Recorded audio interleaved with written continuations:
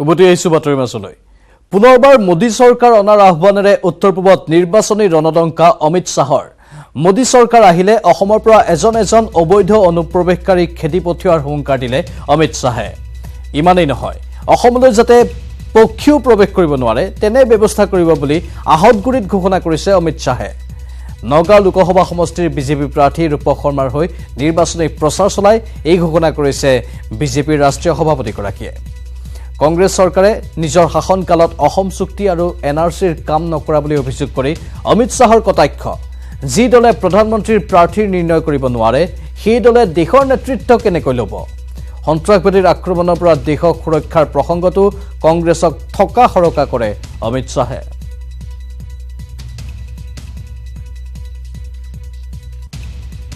भाई राहुल बाबा तनिक ये बताइए तो आपका प्रधानमंत्री कौन होगा?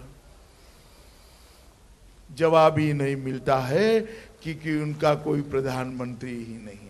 अरे जो गठबंधन अपना नेता तय न कर पाए वो इस देश का नेतृत्व नहीं कर सकता है। मोदी जी को 1 और 5 साल दे दीजिए, आसाम के अंदर से एक घुसपैठियों को चुन चुन कर बाहर निकालने का काम ये भारतीय जनता पार्टी की सरकार करेगी। इंसान तो क्या, परिंदा भी वहां से यहां न आ सके ऐसा चौक चौबंद बंदोबस्त भारतीय जनता पार्टी की सरकार करेगी। कांग्रेस सरकार ने अब तक अन्याय किया है। क्लॉज 6 को आसाम के युवाओं से किलोमीटरों दूर रखा है।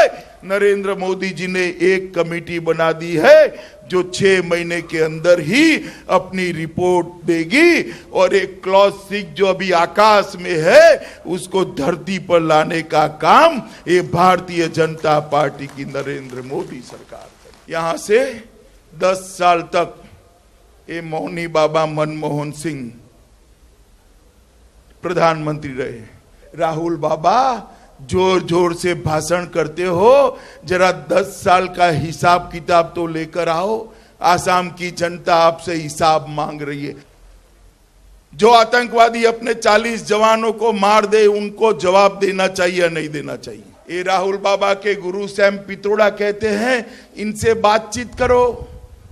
कुछ लोग हमला करे तो क्यों पाकिस्तान पर हमला करा?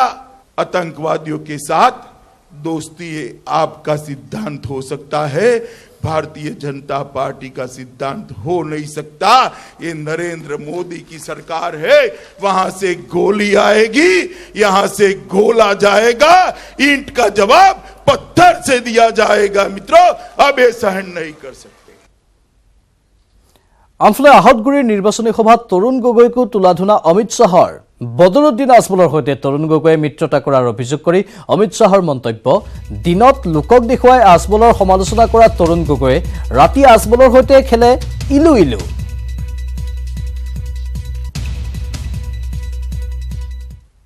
अपने गोगाई साहब और बदरुद्दीन अजमल के बीच में इलू इलू चल रहा है, इलू इलू चल रहा है।